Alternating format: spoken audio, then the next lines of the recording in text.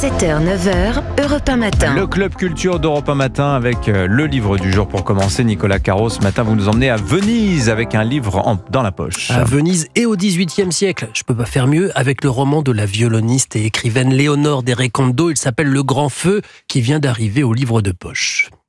Qu'est-ce que ça raconte ? Ça commence par une naissance, celle d'Hilaria, 6e enfant de Francesca, qui croise les doigts pour qu'elle survive. La peste emporte tout, mais pas Hilaria. C'est la musique qui l'emporte, puisque sa mère veut qu'elle apprenne la musique et supplie la prieure de la Pietà d'élever son enfant derrière ses grilles. Ça veut dire ne plus voir son enfant, mais elle sait qu'elle est faite pour ça.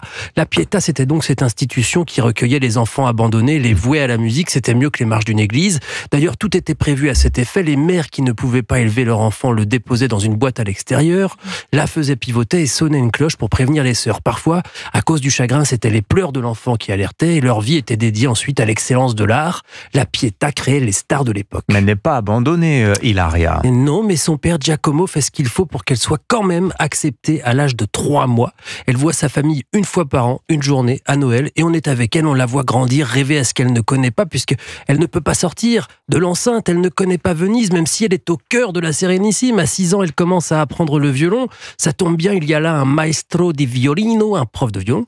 Vous le connaissez, Antonio Vivaldi, pas mal. Elle voulait chanter, comme certaines de ses camarades, une en particulier, mais le violon sera sa voix. Et puis un jour survient l'amour, évidemment, mais je vous raconte pas.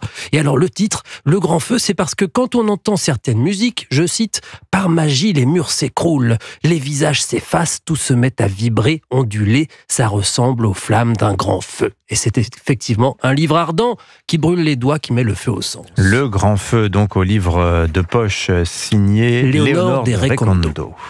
La série de la semaine à présent, Héloïse Goua, vous nous recommandez une série catastrophe plutôt réaliste. Families Like Ours, des familles comme les nôtres, c'est le titre très juste de cette nouvelle série glaçante. Aux manettes, l'excellent réalisateur danois Thomas Vinterberg, qu'on connaît notamment pour le film Drunk, qui avait reçu un Oscar, vous vous rappelez. On est ici au Danemark, en plein été. Laura est une jeune et jolie lycéenne, elle tombe amoureuse d'un garçon de son âge, mais sa vie et celle de sa famille s'apprêtent à sérieusement basculer, tout comme le destin de tous les Danois. Pourquoi que se passe-t-il au Danemark ? Eh bien, le pays fait face à une montée des eaux impressionnante. Tout le territoire sera bientôt submergé. Alors les habitants écoutent, médusés, l'annonce du gouvernement. Ce que je vais vous annoncer aujourd'hui aura de très grandes répercussions sur la vie de tous les Danois. Qu'est-ce qui se passe ici? Les gens pleurent dans la rue. Tu crois vraiment qu'on va devoir partir? Ça va être un vrai chaos. Et oui, tous les Danois doivent évacuer le pays. Alors très vite, c'est la panique. Chacun s'organise pour s'exiler dans des pays européens de leur choix. Mais il n'y a pas de place pour tout le monde. Alors certains se retrouvent séparés de leurs proches. C'est le cas de Laura et de sa mère. Est-ce qu'on pourrait trouver une solution qui permettrait à ma mère de venir avec ma famille à Paris? On ne pourra pas lui obtenir de permis de séjour en France. Pour entrer sur leur territoire, il faut pouvoir justifier d'un revenu minimum assez élevé. Comment on fera pour se voir? J'ai bien peur que voyager et rendre visite à ses proches devienne de plus en plus compliqué.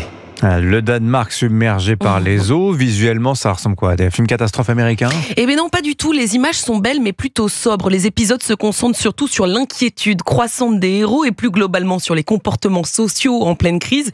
Le scénario joue avec l'anxiété collective du réchauffement climatique, mais à travers des histoires de vie et des personnages qui nous ressemblent, comme l'indique le titre de la série. Les familles sont comme les nôtres et se retrouvent déchirées par l'exil et les séparations. Alors forcément, on ne peut pas s'empêcher de se demander ce qu'on ferait, nous, si la France devait évacuer tous ses habitants. Où est-ce qu'on irait? Qui nous aiderait? La République des Pyrénées. Oui. En tout cas, ça n'existe pas bien. Non. On ne ressort pas tout à fait indemne de cette série percutante, bouleversante, qui donne à réfléchir. Ouais, Families Like Ours, cette série est en cours de diffusion. C'est tous les lundis sur Canal+, et MyCanal. Merci beaucoup Héloïse Goua, merci Nicolas, merci Vincent. À demain dans un